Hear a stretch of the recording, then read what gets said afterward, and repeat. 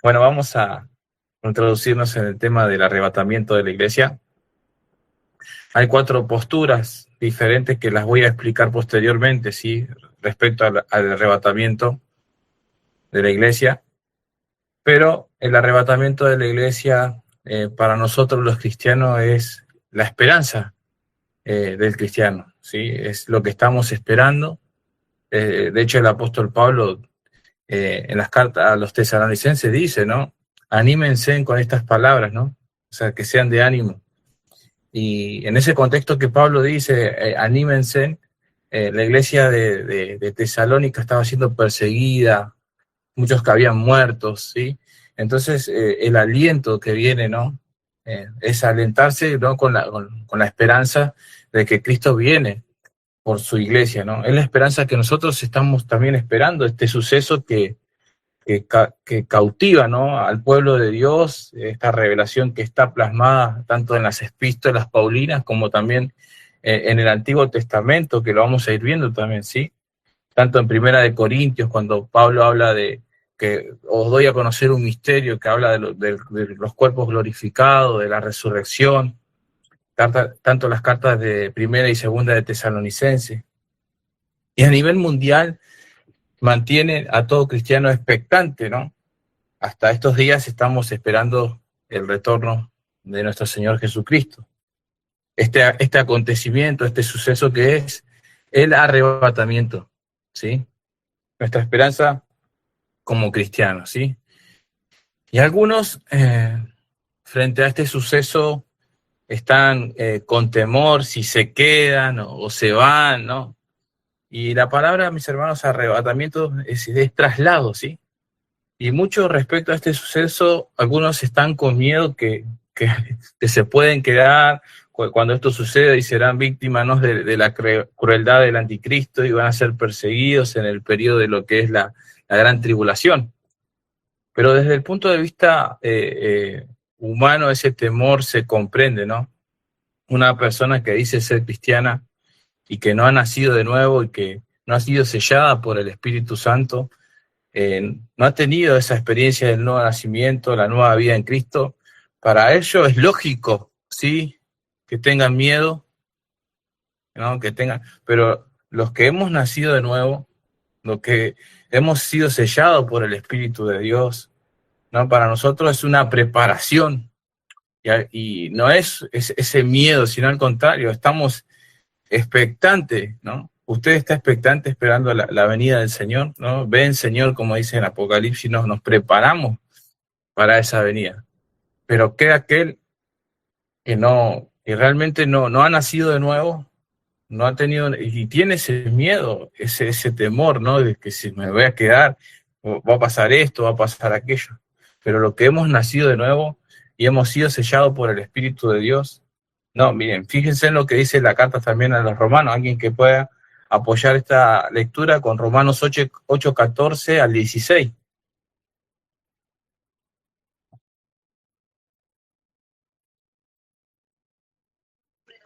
Amén, pastor. Romanos 8:14 dice la palabra, porque todos los que son guiados por el Espíritu de Dios, estos son hijos de Dios. Pues no habéis recibido el espíritu de esclavitud para estar otra vez en temor, sino que habéis recibido el espíritu de adopción, por el cual clamamos, Abba, Padre. El Espíritu mismo da testimonio a nuestro espíritu de que somos hijos de Dios, y si hijos, también herederos, herederos de Dios y coherederos con Cristo, si es que padecemos juntamente con Él, para que juntamente con Él seamos glorificados. Ahí está. Entonces el mismo apóstol Pablo en la carta a los romanos, entonces ese temor, ¿no? Sí, todos los que somos guiados dice, por el Espíritu de Dios, estos son hijos de Dios y no, o sea, no hemos recibido, dice el espíritu de esclavitud para otra vez estar en temor, ¿no? Somos adoptados por Dios, somos sellados por Dios, tenemos en Cristo una posición y una condición ahora para vivir un estilo de vida diferente. ¿Por qué temer, o sea, ante este acontecimiento, ¿no? ¿Por qué temer o tener miedo? Al contrario, cuando uno está arraigado y sólido en la fe, con convicciones sólidas y ¿dónde está nuestra seguridad? ¿Dónde descansa mi seguridad y tu seguridad, hermano? Nuestra seguridad está en Cristo, o sea, somos guiados y como iglesia lo que hay es una preparación.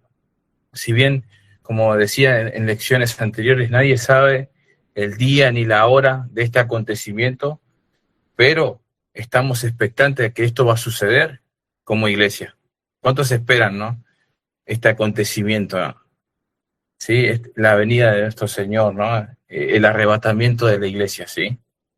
Sabemos que la salvación no es por obra, pero no tenemos esa licencia tampoco para vivir de una manera deliberada, sino ya hemos sido sellados, dice, adoptados, dice el apóstol Pablo, como hijos de Dios, y ahora nuestra vida es la preparación en rectitud, en vivir en rectitud, en justicia, en santidad, ¿sí? Caminando en medio de un sistema de este mundo injusto, violento, crisis económica mundial, inmoralidad, perversidades, como les decía, guerras, peste, hambre, la ciencia que va en aumento, y lo que la Biblia nos enseña que estos son principios de dolores, ¿no? Lo habíamos visto ya en Mateo 24. Estos son principios de dolores.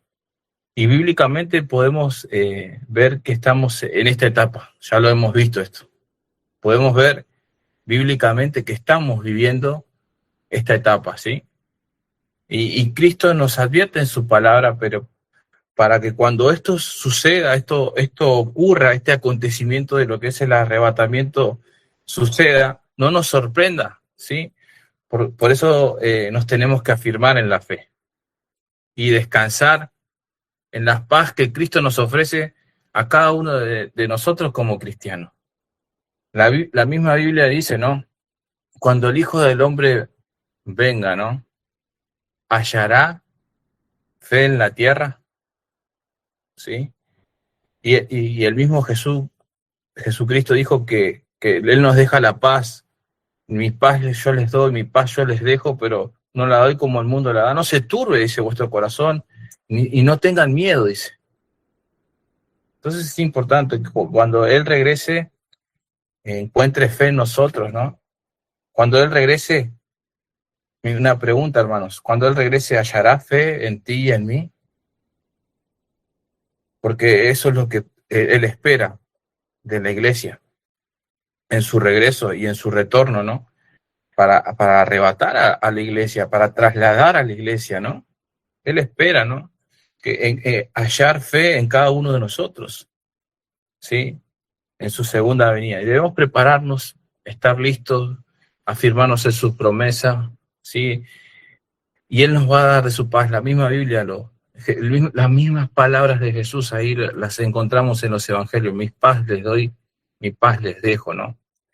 Y en su palabra también nosotros, en momentos difíciles, en momentos de aflicciones, en momentos turbulentos, en momentos de duda, de acontecimientos que vivimos, en medio de esos momentos nosotros podemos encontrar la paz de Dios, ¿o no, hermanos? ¿Sí? La paz de Dios. Es más, la misma Biblia afirma que pasaremos aflicciones y que es necesario que para entrar al reino de Dios atravesemos por aflicciones. Vamos a ser presionados por seguir a Cristo, ¿sí? Y la única manera de poder vencer las aflicciones es cuando nuestra confianza, nuestra fe está puesta en Dios. Es la única manera, mis hermanos, que podemos nosotros seguir adelante. Hoy hablaba con una hermana, estaba haciendo una visita y le decía, las pruebas y las dificultades que nos pasan son para purificar nuestra fe. O sea, las aflicciones, ¿no? Nos acercan como cristianos, las aflicciones, las pruebas, esas situaciones difíciles, al contrario, no nos alejan de Dios, sino al contrario, sino que nos acercan más a Dios. ¿O no, hermanos? ¿No? Cuando en el momento de la prueba, en el momento de la dificultad, esas situaciones, esas circunstancias no nos alejan, sino al contrario, nos acercan más a Dios. y es donde nuestra fe se consolida, ¿no? Y es ahí donde se afirma nuestra fe, ¿sí? Y esa es la paz que nos da Cristo, mis hermanos, en medio de la aflicción, porque ya Cristo nos ha dado la victoria, y nosotros tenemos que poner nuestra confianza en Él, ¿sí? Tenemos su espíritu, nos ha dado su espíritu para vencer, y hay victoria, mis hermanos, cuando en medio de las situaciones que, como estaban pasando los tesalonicenses, que vino esta palabra, ¿no? De consuelo y de esperanza, en el momento de que nosotros predicamos el Evangelio y en medio de dificultades seguimos fielmente hablando de Cristo, en ese momento que estamos predicando el Evangelio, Dios mismo nos está amparando, ¿sí? Porque van a venir momentos difíciles, ¿saben, hermanos? En la misma Biblia, alguien que pueda leer, ¿no? Segunda carta de Timoteo 3:12.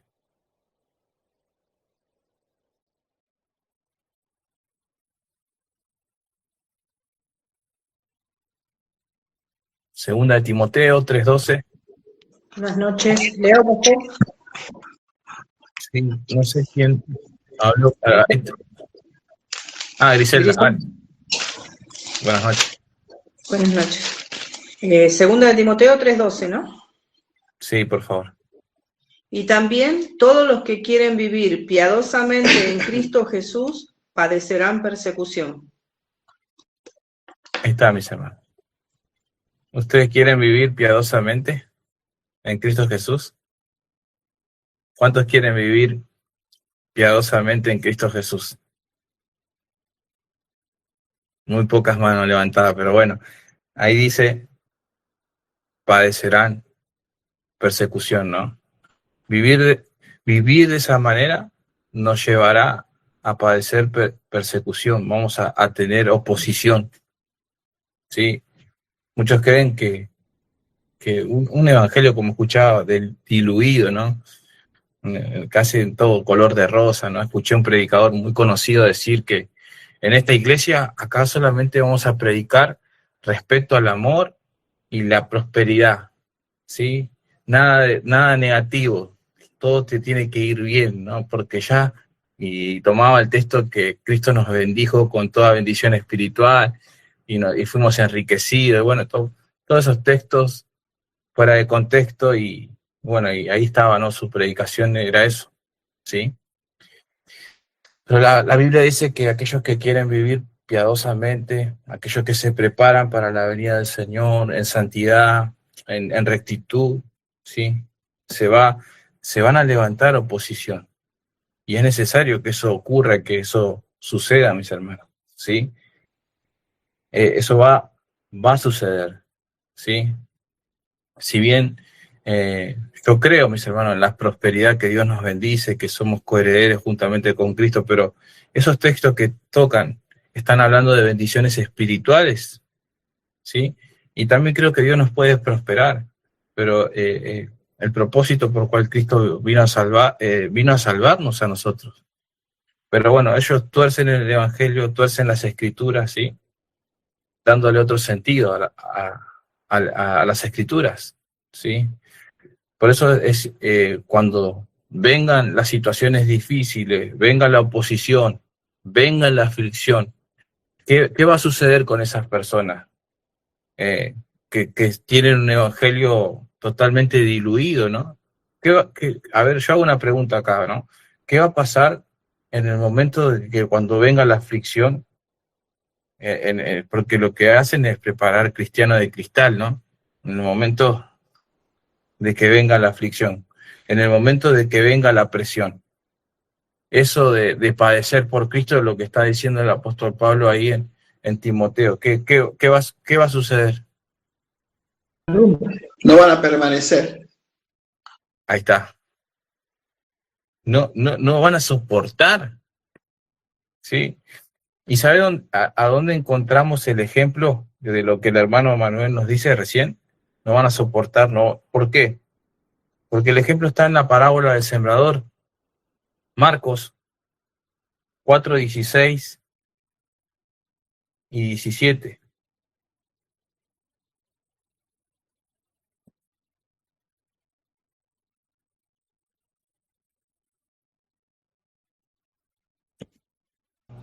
Amén, pastor. Ahí leo. ¿Me escuchan? Sí, ¿cómo es tu nombre, hermano? Discúlpame. Rodrigo. Rodrigo, buenas noches, Dios te bendiga. Sí. Mateo 4:16. Marcos 4:16. Ok. La, Y 17. la semilla sobre la tierra rocosa representa lo que oye el mensaje y de inmediato lo recibe con alegría. Pero como no tiene raíces profundas, no duran mucho. En cuanto tienen problemas y son perseguidos por creer la palabra de Dios, caen. La Reina Valera dice, estos son asimismo los que fueron sembrados en pedregales, los que escuchan la palabra, en el momento reciben con gozo, pero no tienen raíz en sí, dice, porque son de corta duración, porque cuando dice, viene la tribulación o la persecución por causa de la palabra, dice, luego tropiezan, ¿sí? Entonces vemos que son de poca duración, como decía el hermano, no resisten. Perdón, pastor, quiero hacer una consulta. Sí. A esta clase de personas que enseñan de esa manera la palabra, se le puede llamar los falsos maestros. Sí, porque diluyen el mensaje, sacan la centralidad de Cristo y son falsos maestros, son falsos profetas, lo que la Biblia dice, ¿no? Que de hecho Mateo 24 profetiza esto, habrá muchos falsos, ¿no? Que se levantarán, ¿no? Muchos falsos profetas, muchos falsos cristos. Bueno, por eso yo decía que estos son los tiempos que estamos viviendo y que la iglesia debe prepararse, debe purificarse, ¿no? En preparación, en la santidad, en el temor y en la rectitud de Dios, para que cuando venga ese momento del arrebatamiento, que va a ser en un abrir y cerrar de ojos, ya nosotros allá con Cristo, ¿no? En las nubes, como dice la Biblia. Por eso la importancia de la preparación del cristiano en los últimos tiempos, ¿no? Sí, debemos entender algo que también, mis hermanos, que hay dos tipos, ¿no? De iglesia, ¿no? La iglesia que es profesante y la iglesia verdadera, ¿no?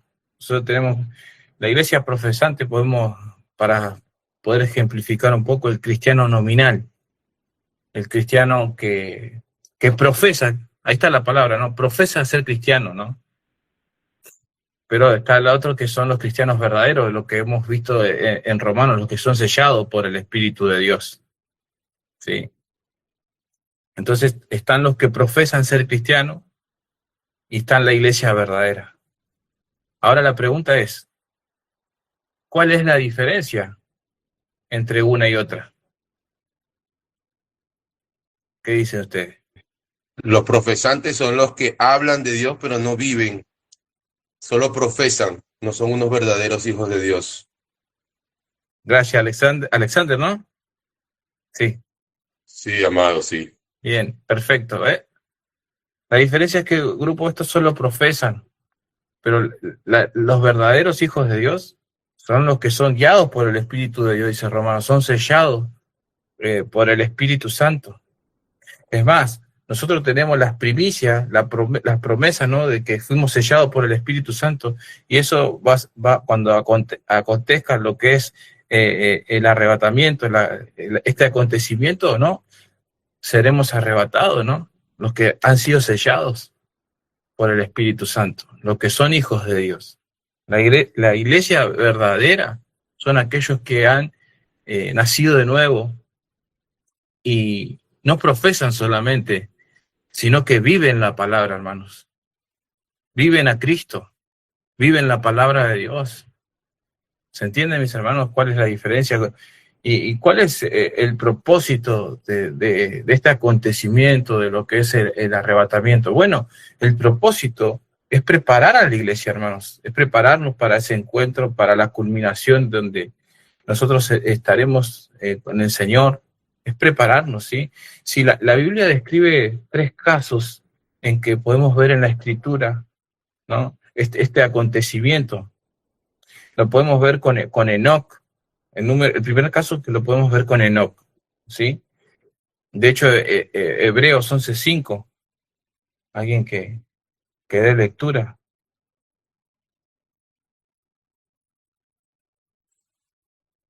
Hebreos 11:5. Amén, pastor. Dios le bendiga. Hola, ¿qué tal? Buenas noches, Gonzalo, Dios te bendiga. Por la fe, Enoc fue traspuesto para no ver muerte, y no fue hallado, porque lo traspuso Dios, y antes que fuese traspuesto, tuvo testimonio de haber agradado a Dios. Ahí tenemos, gracias. Ahí tenemos el primer caso. De hecho, la autora de los Hebreos está citando a Enoc, que está en Génesis, ¿sí? Y esa palabra traspuesto tiene que ver, es arrebatamiento, ¿sí? Para no ver muerte, dice, lo traspuso Dios. Pero, ¿qué dice el autor a los Hebreos? Hay algo muy importante que está diciendo el autor a los Hebreos. ¿Tuvo qué?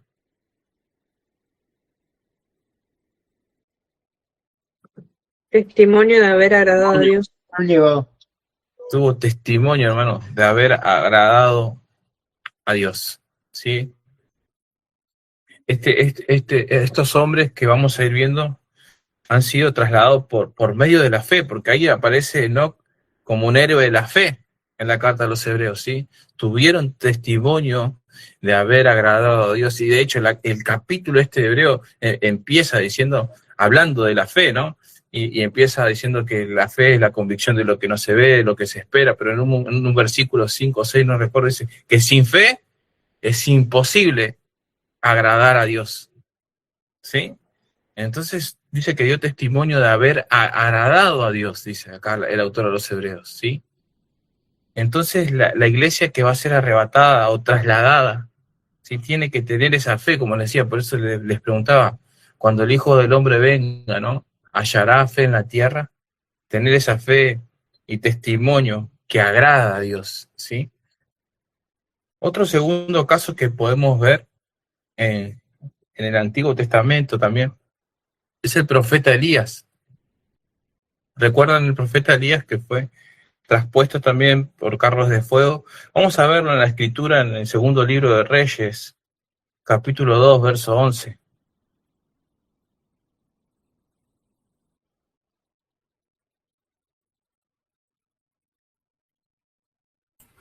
Amén. La palabra dice, aconteció que mientras ellos iban caminando y hablando, un carro de fuego con caballos de fuego los apartó a los dos, y Elías subió al cielo en un torbellino. Gracias, hermano. Ahí tenemos. ¿Sí? Traspuesto, Enoc, Elías, ¿sí? Lo mismo hizo con Enoc, sí. Pero en este caso fue en un torbellino, ¿no? Con Elías. Pero hay otro más en la Biblia. ¿Quién es? Moisés. Pastor. Moisés. No, Moisés El murió. Señor Jesucristo, No. pastor. Jesús. El Señor Jesucristo. Hechos 1:9 al 11. Elías. Hechos 1:9 al 11. En nuestro Señor Jesucristo. Amén. Leo, Amén. pastor. Leo, pastor. Sí, Melissa. Me aparece. ¿Quién encendió? Noé también. ¿Querés leer, Noé? Lee vos. Gracias. Bueno, dale. Hechos 1:9. Y habiendo dicho estas cosas, viéndolo ellos, fue alzado y le recibió una nube que le ocultó de sus ojos. Y estando ellos con los ojos puestos en el cielo, entre tanto que él se iba, he aquí se pusieron junto a ellos 2 varones con vestiduras blancas, los cuales también les dijeron, varones Galileos, ¿por qué estáis mirando al cielo? Este mismo Jesús que ha sido tomado de vosotros al cielo, así vendrá como le habéis visto ir al cielo. Gracias, hermana. Acá vemos los 3, hermanos, ¿sí? Entonces, Enoc, Elías y nuestro Señor Jesucristo. En los 3 casos existe un denominador común. ¿Cuál es? En los tres existe un denominador común.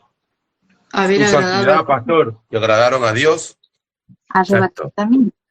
Sí, los tres dieron testimonio, agradaron a Dios y confiaron. ¿Sí? Y en el arrebatamiento, ¿no?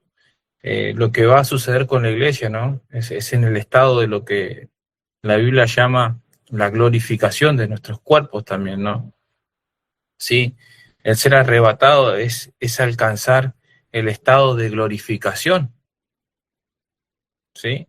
Miren, es lo que dice el apóstol Pablo en una de sus cartas. Ahora sí, Noé, lee 1 Corintios 15, 51 al 53.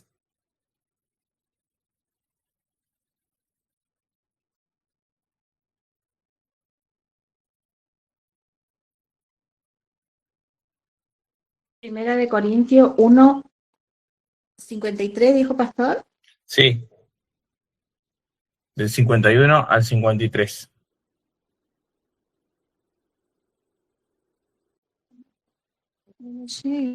¿Qué capítulo, pastor? Perdón. Pastor, Primera de Corintios 15, 51 al 53. 15, perdón. ¿Está bien?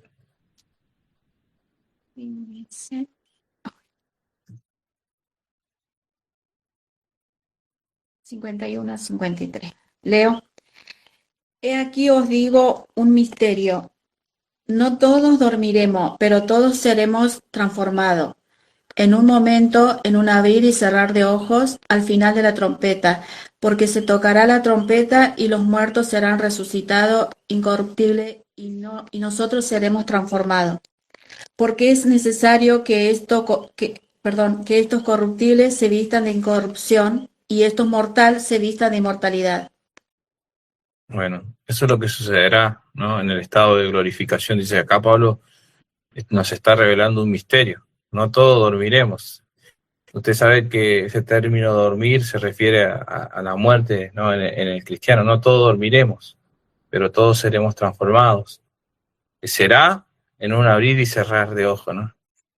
Cuando me tocó predicar esto en el Congreso de Jóvenes, Él Volverá, yo le decía a los jóvenes, a ver, hagan un abrir y cerrar de ojos. Así va a ser la venida de nuestro Señor, ¿sí? Y cuando se refiere a las trompetas, no se está refiriendo a las trompetas del Apocalipsis, hermanos, ¿sí? Porque recuerden que las trompetas son para juicios ahí ya. Y la iglesia no está ahí. La iglesia está ya ha sido arrebatada en las bodas del Cordero, ¿sí? Y es necesario, dice. Pero ahí vemos la razón, mis hermanos, que los tres casos que mencionamos, tanto de Enoc como de Elías, de nuestro Señor Jesucristo, la iglesia que se tienen que preparar. La razón que fueron arrebatados, que cada uno puso su confianza, ¿no? Dieron testimonio de agradar a Dios, ¿sí? Y que también que la fe tiene que ser genuina, ¿sí? De hecho, Pablo le escribe a Timoteo sobre una fe no fingida, sino una fe que sea una fe genuina, ¿sí? Una fe radical, ¿sí? A comparación de personas que tienen una fe superficial, tradicional, nominal, emocional, ¿no? Por eso la iglesia, por eso nosotros como cristianos, nosotros tenemos convicciones que son sólidas. Convicciones, sí. Por eso debemos prepararnos, confiar en el Señor con todo nuestro corazón y no ser indiferente a este acontecimiento que va a suceder, que es el arrebatamiento. Porque en lecciones anteriores recuerdan que hemos aprendido en la misma carta a los hebreos, también dice que sin santidad nadie verá al Señor. Sin santidad nadie verá al Señor.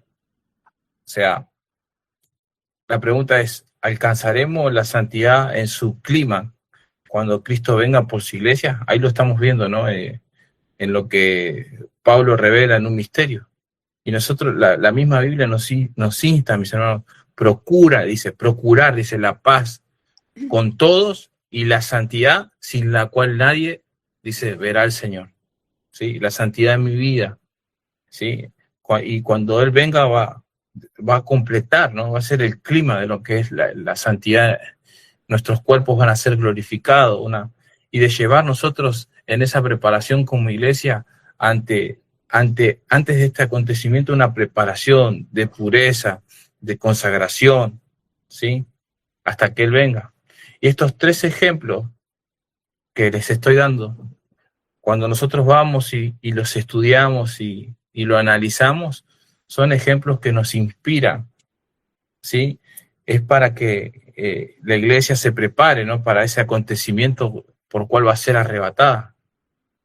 Por eso, un requisito indispensable para habitar en la presencia del Señor, dice, vivir en santidad, sin la cual nadie verá al Señor.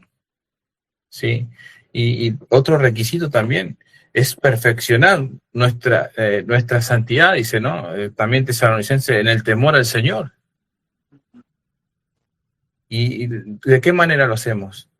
Nosotros tenemos una preparación donde, si bien no somos perfectos, pero vamos avanzando hacia una madurez espiritual en Cristo. De hecho, la misma Biblia dice, ¿no?, en Timoteo, que toda la Escritura es inspirada por Dios, útil para enseñar, para redarguir, para corregir, para instruir en justicia, pero dice a fin, en el verso 17 dice, a fin de que el hombre de Dios sea perfecto. O sea, acá entra hombre y mujer en esa palabra, ¿no? A fin de que el hombre de Dios sea perfecto, enteramente, dice, preparado. Hay una preparación, o sea, y para toda buena obra, o sea. Es decir, yo enseñaba el domingo en la iglesia respecto a lo que es la coraza de justicia, la armadura del cristiano, ¿no? Pero también en ese tema yo hablaba de lo que es la justificación por la fe. Bueno, hemos sido justificados por la fe, pero ahora nuestra vida debe ir acorde a esa justificación que tenemos, vivir en rectitud. Está bien, somos justificados por la fe, pero ahora nos preparamos viviendo en rectitud. Porque esa palabra perfecto que usa Pablo en la carta de Timoteo es madurez, es crecimiento. Y eso es lo que va haciendo la santidad en nuestra vida, nos va transformando. La Biblia nos lleva a vivir en santidad. Nuestros argumentos de la mente carnal son derribados y los principios de Dios son establecidos en nuestro corazón y son aplicados a nuestra vida, ¿sí? Y podemos vivir en santidad. No es que es una imposición, sino que la santidad tiene que ver desde nuestro interior hacia nuestro exterior. Es por eso que nosotros podemos vivir en santidad, apartados para Dios, consagrados para Dios, ¿sí? Y la Biblia nos lleva a ser hombres y mujeres maduros. De hecho, el apóstol Pablo dice, hasta la estatura, ¿no? ¿De quién? ¿Hasta la estatura de quién? Cristo. Del De varón Cristo. perfecto, que es Cristo Jesús, ¿sí? Y para ser partícipe de este acontecimiento que todos nosotros, ¿no?, que nos estamos preparando, y es necesario que sea Dios el que vaya moldeando nuestro carácter, nos apruebe. De hecho, Pablo lo escribe, ¿no?, también en sus cartas, ¿sí? Y de hecho también tiene que ver con lo que le plantearon a Jesús los saduceos. Ya acá lo anoté. Alguien que podamos leer Lucas, el Evangelio de Lucas 20:35.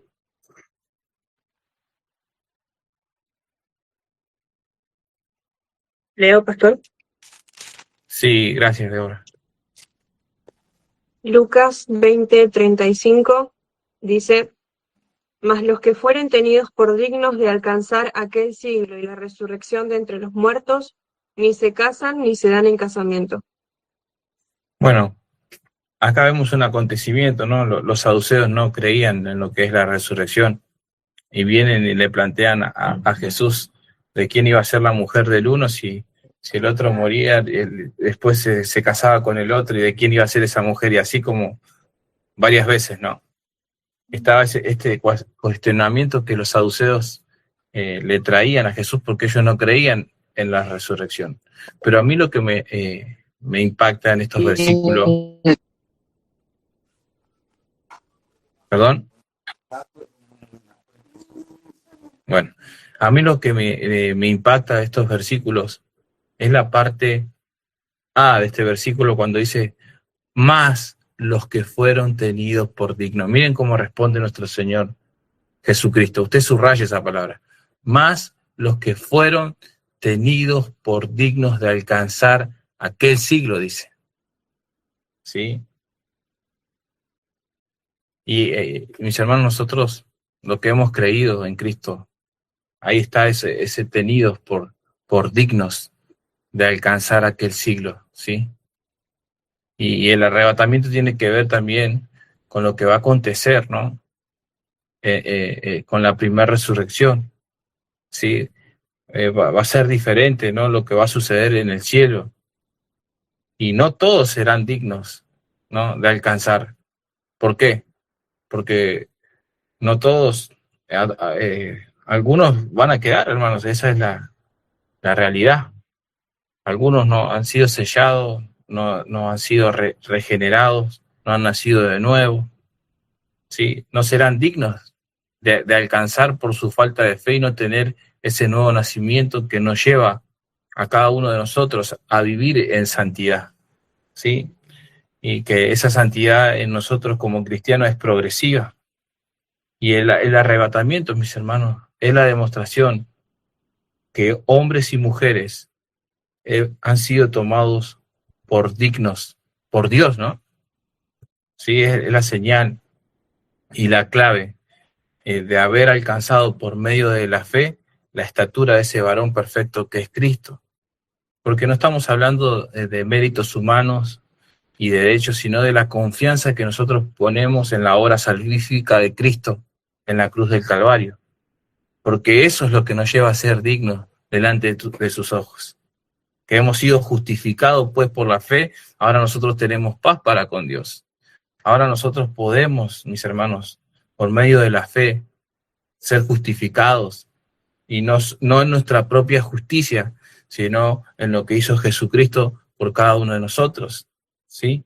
Hemos creído en Cristo y su sacrificio, y ahí su palabra se hace viva en nosotros, y ahí vamos, mis hermanos, pero no por méritos nuestros, sino porque lo que Él hizo por nosotros, y Él nos da esa nueva vida, imparte de su naturaleza a cada uno de nosotros como hijos de Dios. Y de hecho, en Lucas 2:47, cuando dice que Jesús crecía en gracia y en sabiduría, ¿no? Para con Dios y para con los hombres. Y nosotros, mis hermanos, como ese tiempo donde estamos esperando este suceso de lo que es el arrebatamiento, somos nosotros, mis hermanos, responsables de desarrollar la vida de Jesús en nosotros, que Él crezca en nosotros, ¿sí? Eso debe suceder como cristianos en cada uno de nosotros. Tiene que pasar, hermanos. Tiene que haber frutos de arrepentimiento. Tiene que haber esos frutos, mis hermanos, que Cristo está creciendo en nosotros, de madurez, de un progreso en la santidad, como les decía. Eso tiene que pasar y acontecer como cristianos. Si no, tenemos que examinarnos. Como dice el apóstol Pablo, dice, examínense si están en la fe. Examinaos a vosotros mismos si estáis en la fe, dice el apóstol Pablo, ¿no? Por eso, mis hermanos, tenemos que examinarnos ante la luz de la palabra de Dios, ¿sí? Sabiendo que este acontecimiento del arrebatamiento va a suceder. Y también ir viendo, ¿no, mis hermanos? Que a la luz de la Biblia, cada uno de nosotros somos expuestos por la palabra de Dios. Y Señor, decirle, ¿no? Señor, ¿qué me falta? Quizás hay cosas que tengo que arreglar, hay situaciones que tengo que solucionar. La Biblia dice, procura con diligencia presentarte ante Dios como obrero aprobado que no tiene de qué avergonzarse, ¿no? Procurar tiene que ver de hacer un autoexamen, de evaluarte a vos mismo si estás en la fe, ¿sí? Porque la iglesia se debe preparar para ese encuentro con nuestro Señor Jesucristo. Miren, La primera carta de Tesalonicenses, capítulo 4, verso 15 al 18, alguien que dé lectura, por favor.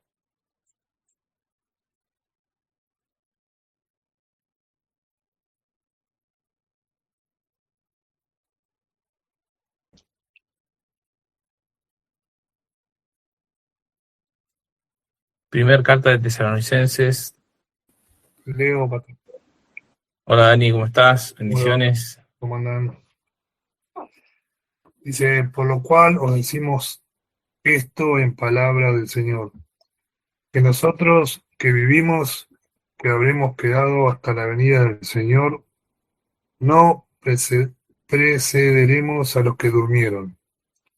Porque el Señor mismo, con voz de mando, con voz de arcángel y con trompeta de Dios, descenderá del cielo, y los muertos en Cristo resucitarán primero. Luego nosotros, los que vivimos, los que hayamos quedado, seremos arrebatados juntamente con ellos en las nubes para recibir al Señor en el aire.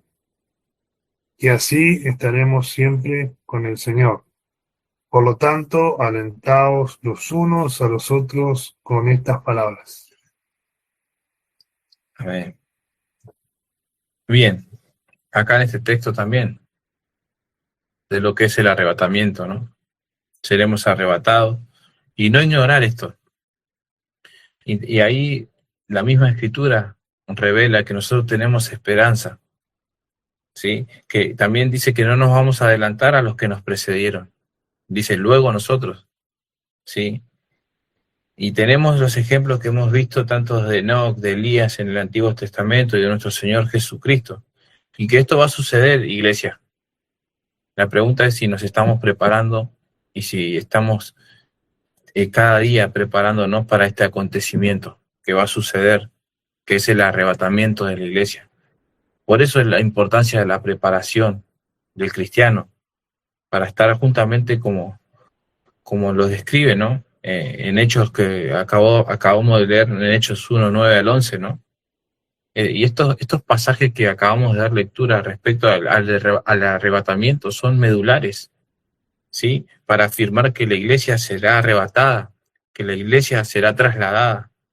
Y que esto, mis hermanos, yo quiero que nosotros aprendamos que esto puede suceder en cualquier momento, ahora mismo, ¿sí? Nosotros tenemos una nueva vida en Cristo, sabemos que el Señor viene, y que va a ser en un abrir y cerrar de ojos, ¿sí? Pero también, mis hermanos, alentarnos, como dice acá el mismo texto de la Biblia, alentarnos que viene Cristo, ¿sí? Aun cuando estás desanimado, cuando estás pasando por situaciones, alentarte con estas palabras que Cristo viene pronto. Alentarnos que Cristo viene pronto por su iglesia, ¿sí? Por cada uno de nosotros, lo que hemos aceptado, ¿no? El sacrificio de Cristo, lo que le hemos entregado nuestra vida al Señor y esperamos su venida, ¿sí? La pregunta es ¿cómo lo estamos esperando? ¿Estamos siendo vigilantes? ¿Nos estamos preparando en santidad? Esa debe ser. Yo te invito en esta noche, en estos minutos que nos quedan, a que cada uno podamos hacer, autoexaminarnos cómo estamos. Porque el Señor viene pronto y viene por su iglesia. Y viene por sus redimidos, por los que Él pagó el precio, por los que han sido sellados. Y en esta noche, mis hermanos, decirle al Señor, tener un momento de oración. Señor, purifica mi corazón, purifica mis pensamientos, Señor. Perdón, Señor, porque me he metido en chisme, Señor. Límpiame, Señor. Señor, limpia mi corazón. Quiero estar listo para ti. ¿Sí? Este es el momento donde, bajo la guía del Espíritu Santo, hermanos, podemos meditar y reflexionar